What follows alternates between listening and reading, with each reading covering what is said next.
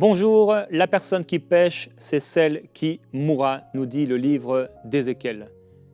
Et on a vu cette semaine que on n'est pas obligé de ressembler à notre famille. On n'est pas obligé de ressembler à notre père, à notre mère, surtout si cela ne marchait pas avec Dieu ou s'ils ont reçu comme héritage de la part de leurs parents des choses qu'on ne veut pas. On ne veut pas ces choses. On ne veut pas de ces choses dans notre vie, on ne veut pas de ces pensées. Tu n'as pas apporté les fautes de ton père.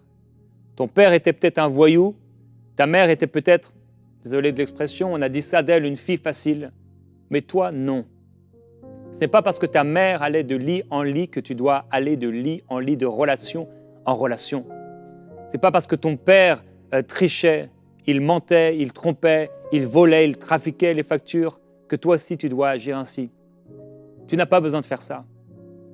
Ce n'est pas parce que ton père manipulait les gens, peut-être pour réussir et avoir les titres et avoir une entreprise et être directeur et patron pour prospérer et avoir des belles voitures et des grosses voitures et avoir de l'argent pour aller dans les beaux hôtels que toi, tu dois agir ainsi. Parce que Dieu t'a choisi, parce que Dieu t'a mis à part, parce que Dieu t'a appelé. Dieu t'a prédestiné à être saint pour lui. Dieu t'a justifié et Dieu t'a racheté. Alors chacun aura à répondre devant Dieu pour lui-même.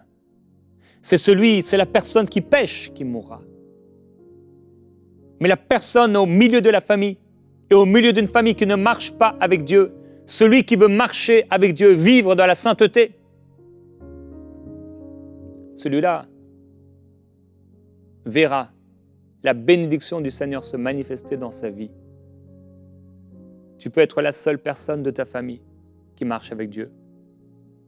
Tu peux être la seule personne et la première personne de ta famille à réussir. Il ne s'agit pas de l'héritage des pères. Il s'agit de l'héritage de Christ. De recevoir du Christ l'héritage, les promesses du Père et de les voir se manifester dans nos vies. Alors, Dieu n'est pas inquiet et inquiété de la culture dans laquelle on a grandi. Dieu n'est pas inquiété de la famille dans laquelle on a grandi. Dieu n'est pas inquiété de la maison dans laquelle on a grandi. Parce que Dieu peut aller bien au-delà de toutes ces choses. Et Dieu peut faire infiniment au-delà de tout ce que tu penses, de tout ce que tu demandes. Dieu peut changer ta vie d'une manière extraordinaire. Faire de toi, qui est là derrière tes brebis, qui est là dans la campagne, le grand roi d'Israël. Dieu est Dieu. Ne le limite pas, car rien ne lui est impossible. Alors oui, tu seras différent. Car Dieu a fait habiter dans ton cœur son esprit. Tu es devenu le temple du Saint-Esprit et tu as un esprit d'excellence parce que tu marches avec Dieu. Tu as un esprit de réussite, tu as l'esprit de révélation, tu as l'esprit de sainteté, tu as l'esprit d'amour, tu as l'esprit de justice, tu as l'esprit de sagesse, tu as l'esprit de gloire. Tu es différent et tu marcheras différemment. Là où peut-être tes pères, tes mères n'ont pas réussi, tu réussiras. Si tu marches avec Dieu, si tu obéis à ses commandements, à ses instructions, si tu te laisses diriger par le Saint-Esprit, par l'Esprit de Dieu, si tu ne marches pas dans la convoitise et la cupidité de tes pères, mais que tu marches dans l'amour, que tu cherches Dieu, si tu n'appliques pas ton cœur à chercher des trésors et à emmagasiner des trésors et de l'argent, mais ton cœur est appliqué à chercher Dieu, Dieu te bénira. Il te donnera en abondance tout ce que ton cœur n'a pas cherché pour te bénir et pour bénir ta vie. Et dans le livre d'Ézéchiel, au chapitre 18, il est écrit « La parole de l'Éternel me fut adressée en ces mots. Qu'avez-vous à dire ce proverbe sur la terre d'Israël? Les pères mangent des raisins verts et les dents des enfants sont agacés. Vous voyez, vous avez peut-être parfois mangé des raisins qui n'étaient pas mûrs, c'est acide. Et eux, ils avaient en Israël ce proverbe. Les pères mangent des raisins verts, donc des raisins qui ne sont pas mûrs, et ce sont les fils qui, dans leurs dents, sentent l'effet de cette acidité. Le fruit n'est pas mûr, c'est le père qui le mange, mais c'est le fils qui subit les coups. C'est le fils qui subit les conséquences. Mais j'aimerais te dire que c'est la personne qui pêche qui mourra. Et si ton père a mangé un mauvais fruit, tu n'as pas à en subir les effets. Et tu n'as pas à subir les conséquences du péché de tes pères. Tu n'as pas à subir les conséquences, même si ta mère est une sorcière. Même si ton père est un idolâtre. Si ton père est un franc-maçon. Si ton père marche dans le vaudou. Si ton père est un sorcier. Si ton père fait des incantations contre toi. Aucune de ces choses ne doit avoir d'impact dans ta vie. Et Dieu dit, qu'avez-vous à dire ce proverbe? Soit la terre d'Israël. Et Dieu dit, je suis vivant, oracle du Seigneur l'Éternel.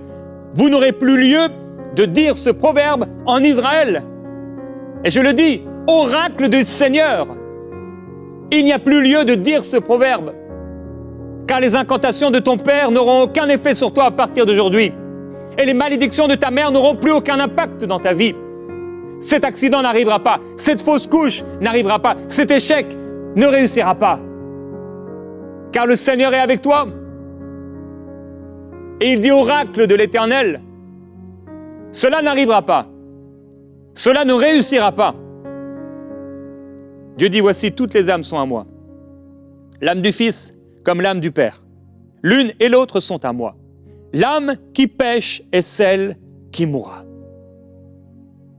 La personne qui pêche, c'est elle qui mourra. Si tu marches dans la sainteté, tu marches avec Dieu, je ne dis pas que tu es parfait. Je ne dis pas que parfois il n'y a pas, il n'y a pas quelque chose qui sort de toi qui n'est pas bon. Mais si tu marches avec Dieu vraiment, ton cœur est pour le Seigneur. Tu le sais, ton cœur est pour Dieu. Tu n'as pas à subir la malédiction qui est sur ta famille. L'âme qui pêche, c'est celle qui mourra. Celui qui ne marche pas avec Dieu, c'est lui qui porte les conséquences de son choix, de sa rébellion. Mais celui qui marche avec Dieu, il porte la bénédiction.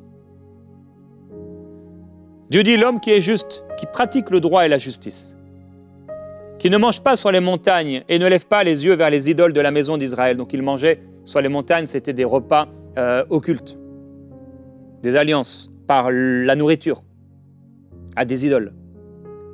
Qui ne séduit pas la femme de son prochain et ne s'approche pas d'une femme pendant son indisposition à cause de la loi, qui n'exploite personne, qui rend au débiteur son gage, qui ne commet pas de vol, qui donne son pain à celui qui a faim et couvre d'un vêtement celui qui est nu, qui ne prête pas à intérêt et ne tire pas d'usure, qui détourne sa main de l'injustice et juge selon la vérité entre deux hommes, qui suit mes prescriptions et observe mes ordonnances, en agissant selon la vérité,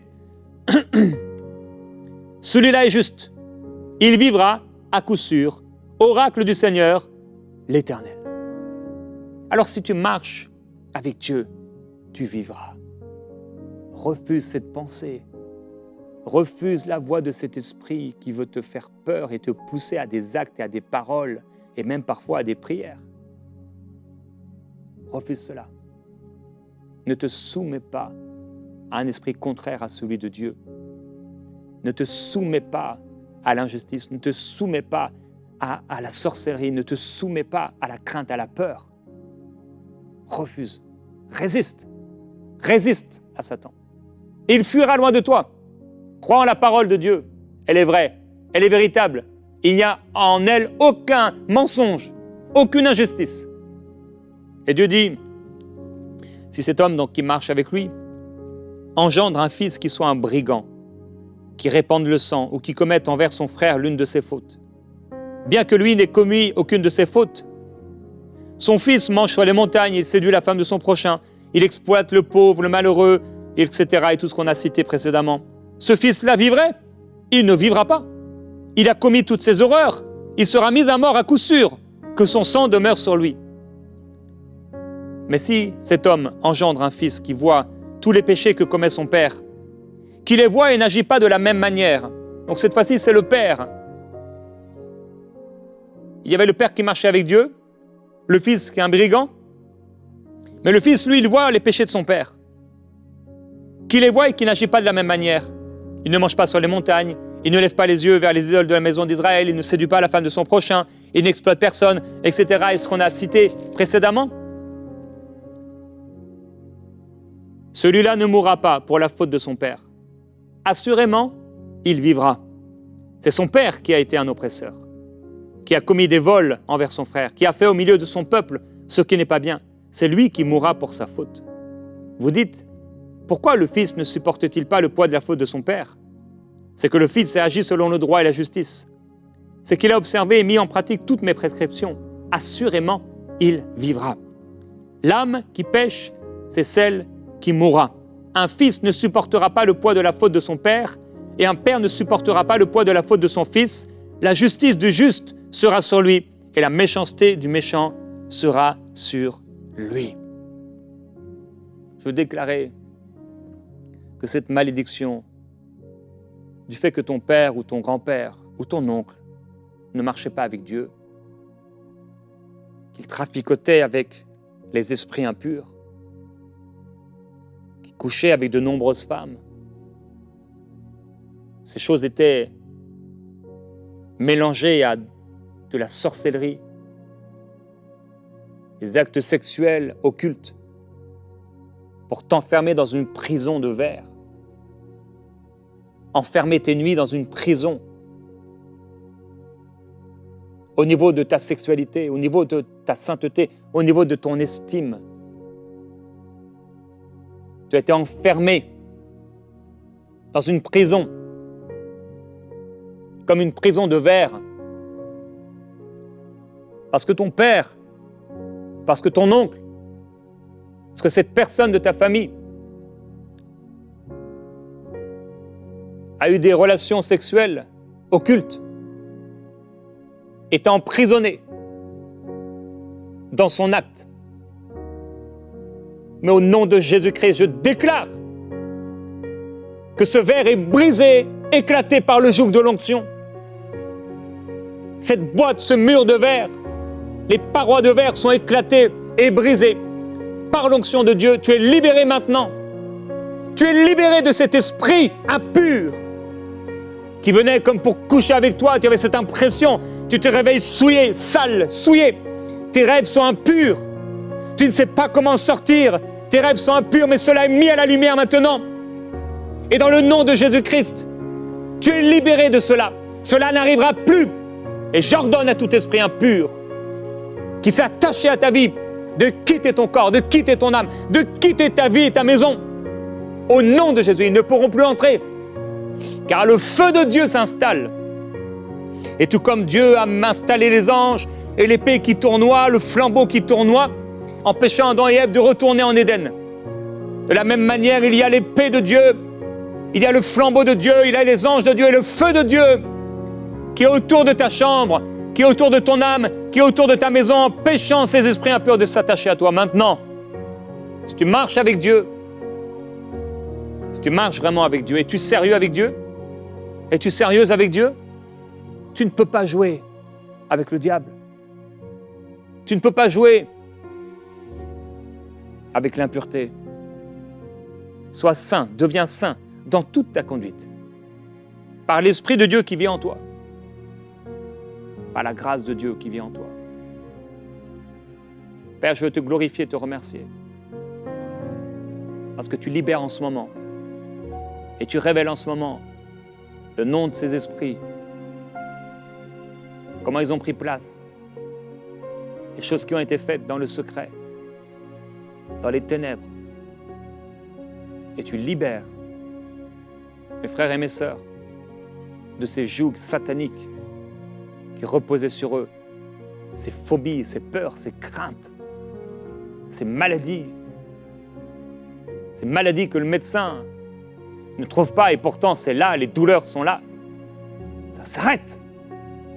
Au nom de Jésus-Christ. Il y a quelqu'un, tu sens comme des petites mains de singe ici, sur ta nuque, sur ton épaule gauche. Et au nom de Jésus-Christ, ça s'arrête maintenant. Certains, c'est une femme, tu es griffé la nuit. Et au nom de Jésus, ça s'arrête. Par la puissance de Dieu.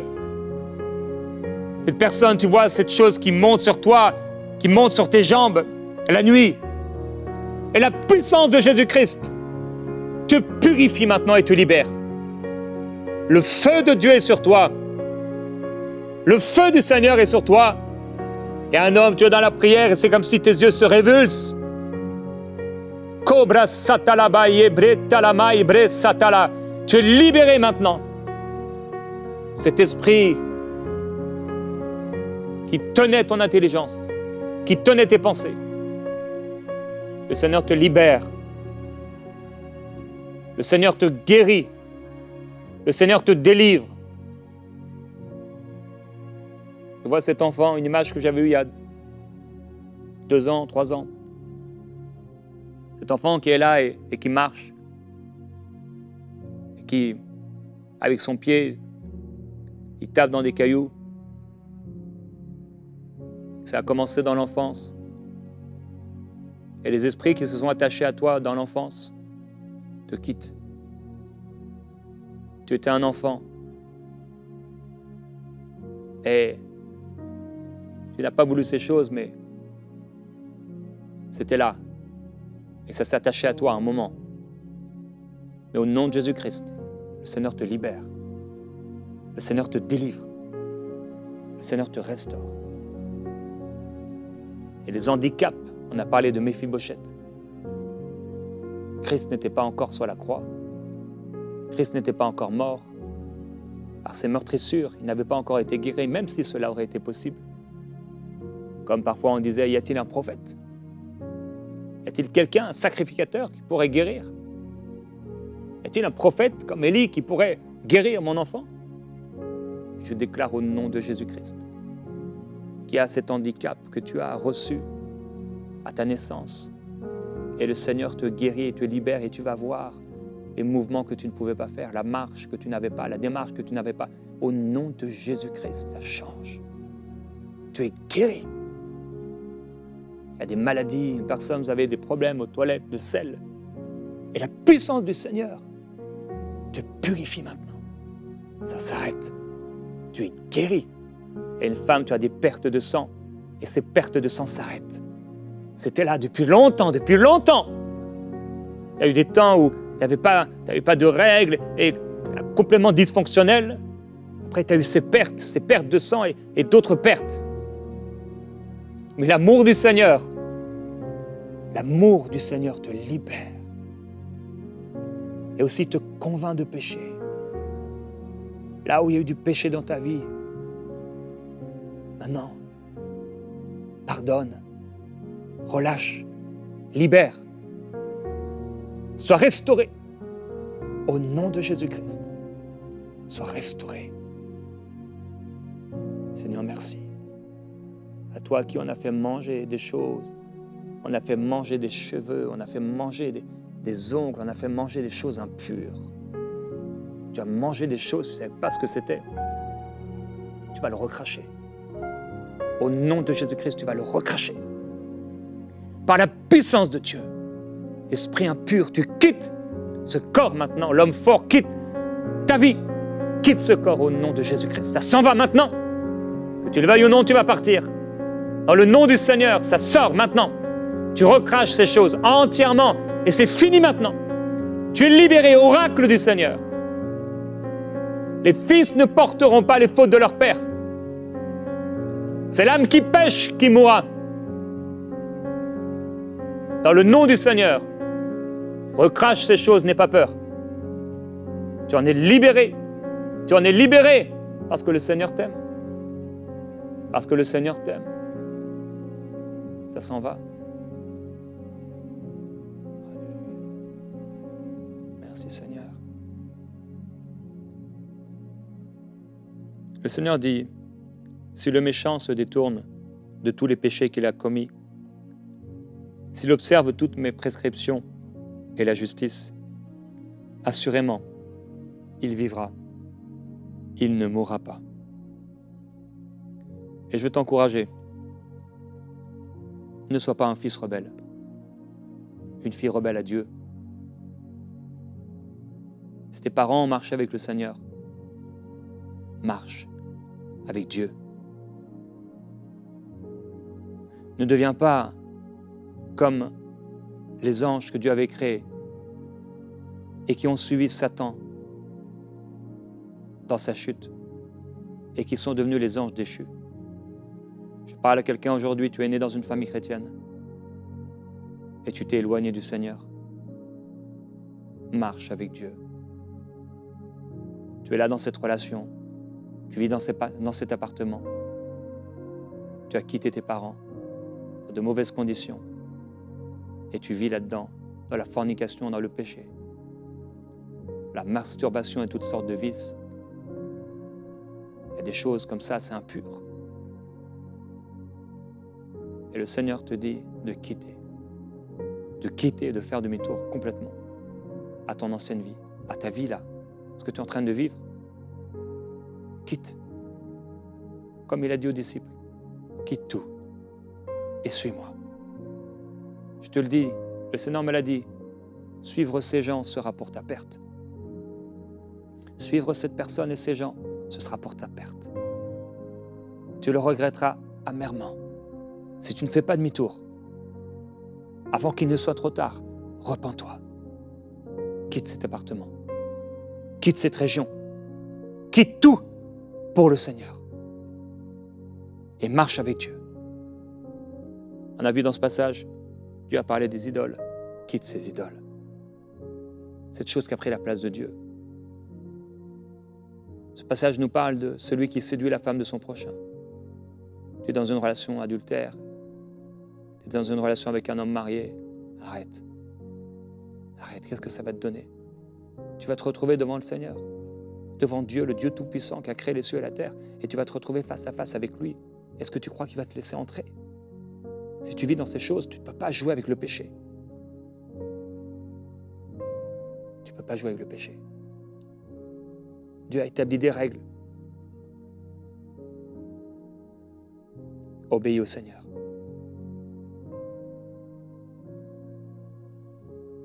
Deviens le Joseph de ta famille et pas la honte de ta famille. Continue de bénir. C'est ce à quoi tu as été appelé. Tu as été appelé à bénir et pas être la honte de ta famille, mais à bénir. On a dit d'Ézéchiel, et il a dit au Seigneur, « Ah Seigneur éternel, ceux-là disent de moi, c'est un faiseur de paraboles. » Mais Dieu dit, « La tiare sera ôtée, la couronne sera enlevée, tout change. Ce qui est abaissé sera élevé, et ce qui est élevé sera abaissé. Une ruine, une ruine, une ruine, c'est ce que j'en ferai. Tout a déjà changé, en attendant la venue de celui à qui appartient le jugement et à qui je le remettrai. Et je déclare sur le diable, je déclare sur ces démons qui s'en sont pris à toi, la ruine, une ruine totale, une ruine complète, la ruine dans le camp de l'ennemi, la ruine sur tes oppresseurs, la ruine sur cette malédiction, la ruine sur les projets machiavéliques, sataniques, la ruine sur ces actes de sorcellerie, la ruine sur ces esprits impurs et méchants, cruels, la ruine sur la défaite, la ruine au nom de Jésus-Christ, la couronne qui était posée sur l'homme fort de ta vie, la couronne est ôtée, la couronne est enlevée, c'est déjà fait, c'est maintenant, dit le Seigneur. Père, je veux te remercier, te glorifier, te louer pour ta grâce. Père, tu es bon. Tu nous donnes la capacité de renverser la tendance. Si mes pères n'ont pas marché avec toi, je marcherai avec toi. Si tous t'abandonnent, je veux dire comme Pierre, je ne t'abandonnerai pas, mais par ta grâce, tu me feras tenir debout comme tu as fait tenir debout Pierre, parce qu'il avait un cœur pour toi. Et même si pendant un temps, il t'a abandonné, parce que tu l'as préparé, parce que surtout tu l'as rempli de ton esprit, il a pu donner sa vie pour toi. Je veux donner ma vie pour toi. Je veux t'obéir. Dis-le, mon frère, ma sœur. Seigneur, je veux t'obéir. Je veux vivre pour toi. Je t'appartiens. Je ne m'appartiens plus à moi-même. Ma vie, c'est plus pour moi. Ma vie, c'est pour toi. Je veux marcher dans la justice. Je veux être saint. Devenir saint dans toute ma conduite. Je vivrai pour toi. Je te sanctifierai. Je marcherai avec toi tous les jours de ma vie. Tu me perfectionneras. Tu m'affermiras. Tu me rendras inébranlable. Je deviendrai un Joseph pour ma famille.